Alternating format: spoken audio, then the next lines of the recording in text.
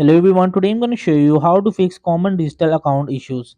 Number one step is that if you forgot your password, so simply just click forgot password and check your email or SMS. You will just via email or SMS reset your password and log in again. And second step is that if your account was locked, you will just wait for 24 hours and you will just contact the support, or you will just verify your identity and unlock again. The third step is that if you can't receive OTP, so you will just check your spam junk folder in your email and ensure the correct number, and you will just email and retry again.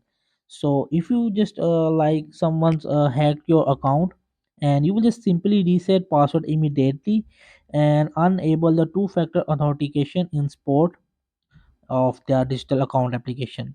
And sometimes you will just facing the login issues, you will just simply clear cache cookies in the browser or the application directly, and you will just reset your password and log in again.